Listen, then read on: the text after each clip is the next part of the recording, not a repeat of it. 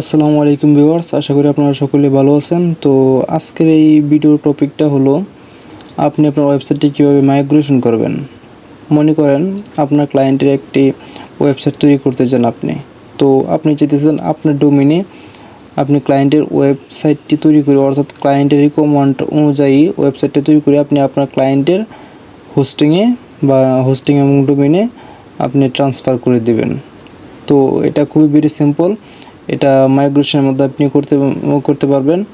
দেন আরেকটি প্রসেস হলো, আপনি আপনার ক্লায়েন্টের কোনো ওয়েবসাইট এডিট করার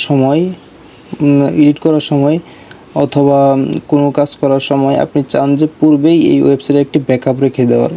কারণ হচ্ছে আপনি আপনার কাজের সময় যদি কোনো প্লাগইন অথবা থিম যদি কনফিগ হয়, তাহলে সেটা কিন্তু সলভ করা খুবই ডিফিকাল্ট। তো সেই জন্য আপনি ব্যাকআপটা রেখে দিতে পারেন। তো এখানে আমি উদাহরণস্বরূপ একটি সাইট নিয়েছি। এটা ডেস্টিনেশন আমার সাইট, আর এটা হচ্ছে আমার ব্যক্তিগত ডোমেইনের সাইট। তো উদাহরণস্বরূপ আপনি ধরে নেন এই ওয়েবসাইটটাকে আমি এই ওয়েবসাইটে ট্রান্সফার করব। মনে করেন এটা আমার ক্লায়েন্টের ওয়েবসাইট, এটা হচ্ছে আমার ওয়েবসাইট।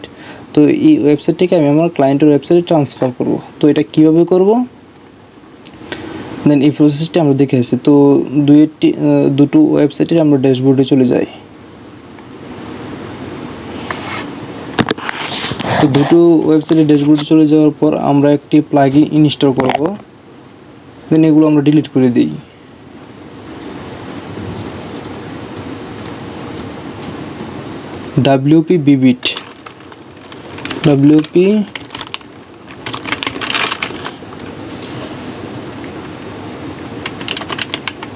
WP Vivid plugin.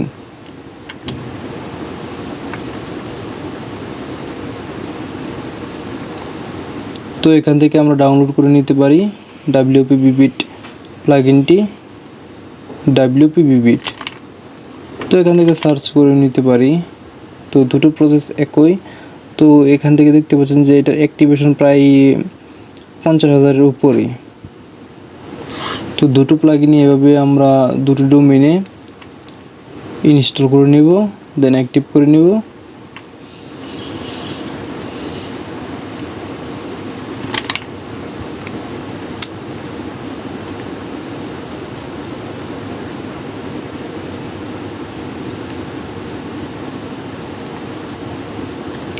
দেন এখন আমরা চলে যাই প্লাগইনস অপশনে। তো আমার এই ডেস্টিনেশন ওয়েবসাইটে দেখেন এই প্লাগইনটি ইনস্টল হয়ে গেছে। তো ইনস্টল হওয়ার পর আমি WP Vivid ব্যাকআপ এর প্রথম অপশন চলে গেলাম, ব্যাকআপ রিস্টোর।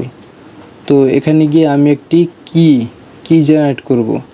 জেনারেটে ক্লিক করলাম। ক্লিক করার পর আমি একটি কপি করে কাট করে নিলাম। দেন আমার এই ওয়েবসাইটে ডেস্টিনেশন ওয়েবসাইটে ট্রান্সফার করব। তো আমি এখন কি করব,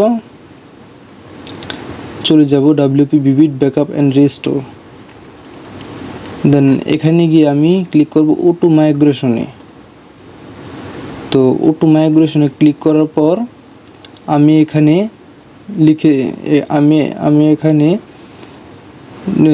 লিখে দেব কি। দেন সেভ দেওয়ার পর ক্লোন দি ট্রান্সফার। দেন এটা কিছুটা লোড হতে কিছুটা সময় লাগবে।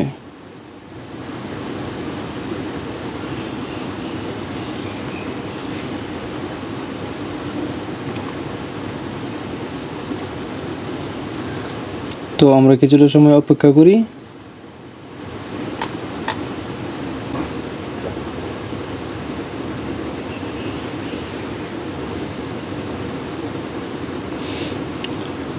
তো পরিশেষে আমরা দেখতে পাচ্ছি যে ওয়েবসাইটটি ক্লোন হয়ে গেছে, অর্থাৎ ওই ডোমেইনে চলে গেছে। তো এই ডোমেইনে এসে আমি একটি রিসেট দেওয়ার পর আমরা চলে যাব ব্যাকআপ অ্যান্ড রিস্টোরে। তো এখানে গিয়ে আমরা সবার নিচে যাব, নিচে গিয়ে দেখব যে রিসিভ ব্যাকআপ, অর্থাৎ এই ফাইলটা আমরা রিসিভ করেছি এই ডোমেইন থেকে। এটার সময় হচ্ছে 16/2024। 2023। তো ওয়ার্ডপ্রেসের সময় অনুযায়ী এটা আর কি উল্লেখ করেছে। তো এখান থেকে আমরা দেব রিস্টার্টে ক্লিক। তো রিস্টার্টে ক্লিক করার পর আবার রিস্টার্টে ক্লিক করব, দেন ওকে। তো এখানে আবার প্রসেসিং হচ্ছে।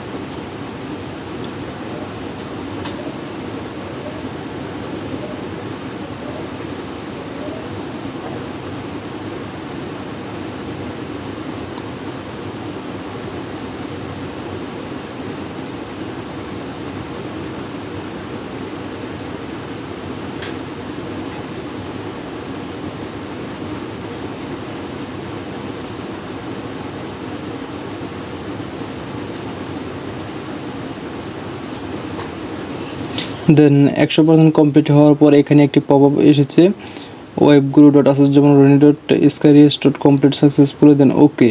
ওকেতে ক্লিক করলাম।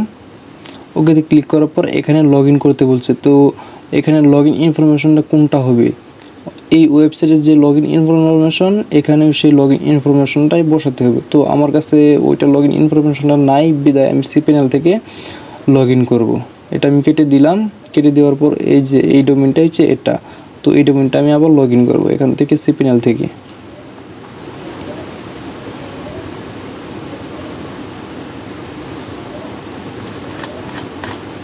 দেন লগ ইন।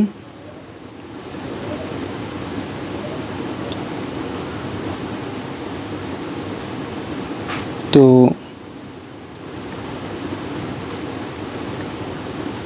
সরি, বিবিট, ডব্লিউপি বিবিট, এই যে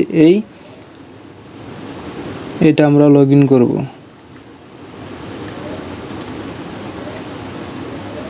তো এখানে দেখতে পাচ্ছেন যে ফুললি মাইগ্রেশন হয়ে গেছে, হুবহু ওই ওয়েবসাইটের মতো এই ওয়েবসাইট হয়ে গেছে, ফুললি মাইগ্রেশন হয়ে গেছে। তো এই ওয়েবসাইটের ফ্রন্ট এন্ডটা আমি আপনাদেরকে দেখাই, দেন এই ওয়েবসাইটের ফ্রন্ট এন্ডটাও আপনাকে আমি দেখাই। তো দুটোই একসাথে এনে রাখি। তো দুটো ওয়েবসাইটেরই দেখেন প্রায় সেম টু সেম। তো দুটো ওয়েবসাইটই একরকম হয়ে গেছে, অর্থাৎ আমরা সাকসেসফুলি মাইগ্রেশন করতে পেরেছি। এখন আমি আপনাদেরকে সংক্ষেপে দেখাবো কিভাবে আপনারা ওয়েবসাইটের ব্যাকআপ রাখবেন। অর্থাৎ আপনার ক্লায়েন্ট যদি আপনাকে কোনো কাজ দেয়, তো আপনার প্রথমে উচিত একটি সাইটের ব্যাকআপ রাখা। পরবর্তীতে যদি কোনো সমস্যা হয় তাহলে যেন আপনি ব্যাকআপ ফাইলটি ইউজ করতে পারেন। তো ব্যাকআপ ফাইলটি কীভাবে রাখবেন, wp-bibbit backup and restore, then backup and রিস্টোরে আবার ক্লিক করবেন, বা যদি ম্যানুয়ালি এই পেজে নিয়ে আসে তো এই পেজে আপনি থাকতে পারেন। দেন ব্যাকআপ নাও। তো ব্যাকআপ হচ্ছে, ব্যাকআপ হতে কিছুটা সময় লাগবে।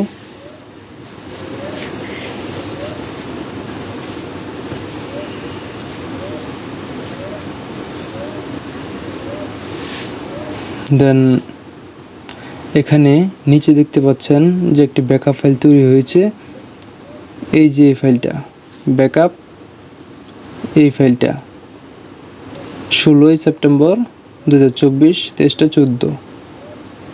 তো এই ফাইলটা তৈরি হয়েছে। তো এই ফাইলটা আমরা কি করব, ডাউনলোড করব। ডাউনলোড, তো ডাউনলোড হতে কিছুক্ষণ সময় লাগবে। তো ডাউনলোড হোক। ডাউনলোড হওয়ার মাঝে আমরা ওই ওয়েবসাইটটা আবার রিসেট দিয়ে ওই ওয়েবসাইটে আমরা আবার অ্যাপ্লাই করব এই বিষয়টা।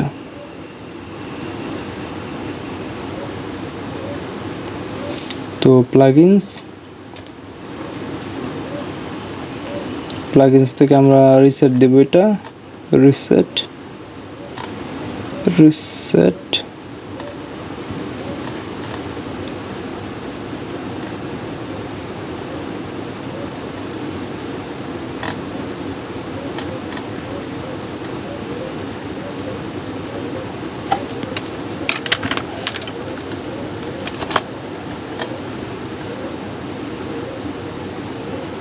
WP রিসেট এটা অ্যাক্টিভ করে নিই। অ্যাক্টিভ করার পর আমরা এটা রিসেট করে ওই ফাইলটা আপলোড করে দেখব যে সঠিকভাবে আপলোড হয় কি না।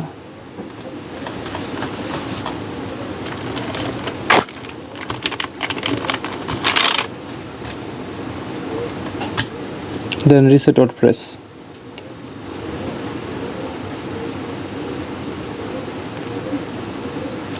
হ্যাঁ, এখন আমরা ওই ফাইলটা আপলোড করব। কিভাবে আপলোড করব? দেন প্লাগইনে চলে যাব। প্লাগইনে চলে যাওয়ার পর আমি সময় বাঁচানোর জন্য আমি বিবিট প্লাগইনটা রেখে দিচ্ছি আর বাকি সবগুলো ডিলিট করে দিচ্ছি। WP বিবিট।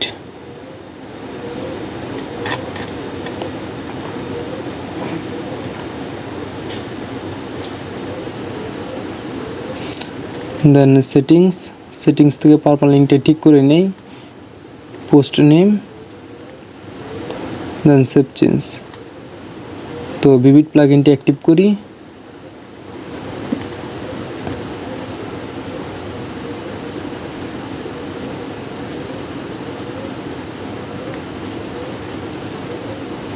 অ্যাক্টিভ। তো অ্যাক্টিভ করার পর আমরা এটা আপলোড করব। কোথা থেকে আপলোড করব? এই যে এখান থেকে আপলোড করার পর আমরা এই ফাইলটি ওপেন করব। ওপেন করার পর আবার আপলোডে ক্লিক করব। ক্লিক করার পর আমরা দেখতে পাচ্ছি এখানে 8%, 11 সেকেন্ড, 15%। তো এইভাবে পার্সেন্টেজটা 100% উঠবে, ওঠার পর কমপ্লিট হবে। তো এতক্ষণ সময় আমরা ওয়েট করি।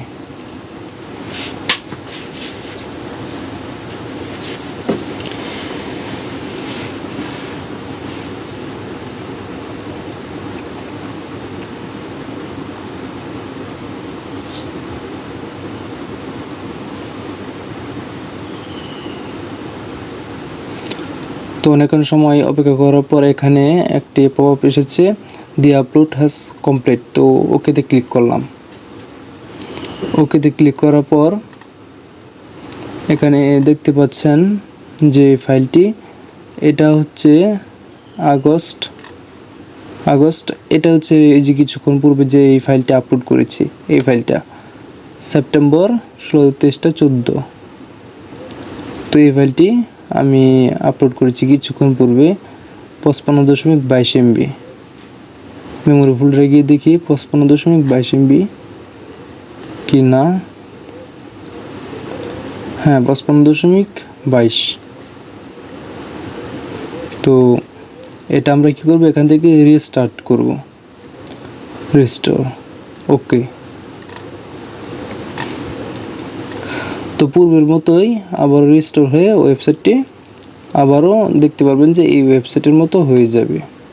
তো এভাবে মূলত কাজগুলো করা লাগে। আর এই প্রসেসটা খুবই গুরুত্বপূর্ণ, কারণ আপনি যখন আপনার ক্লায়েন্টের কাছ থেকে ওয়েবসাইটটি আনবেন, তখন ওই ওয়েবসাইটে একটি ব্যাকআপ রেখে দিবেন। আপনার কাছে ব্যাকআপ রেখে ওই ওয়েবসাইটে আপনি কাজ করবেন। যদি কোনো সমস্যা হয় তাহলে ওই ব্যাকআপ ফাইলটি আপনি আবার ইউজ করবেন। তাছাড়াও আপনার যদি কোনো ক্লায়েন্টের কাজ থাকে, তো আপনি আপনার নিজের ডোমেইনে কাজ করেন। কাজ করার পর কাজটা করার সময় আপনি আপনার বাইরের ওয়েবসাইটে এইভাবে মাইগ্রেশন করে দিয়ে দিতে পারেন। তো এটা অনেক স্বচ্ছ উপায়। তো না জানার কারণে অনেক হয়তো সমস্যা হয় এইগুলা করতে গেলে। তো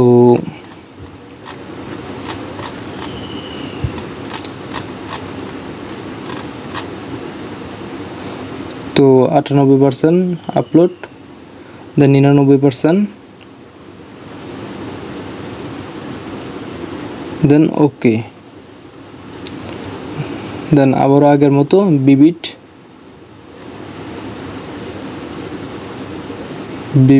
হ্যাঁ, দেন লগ ইন।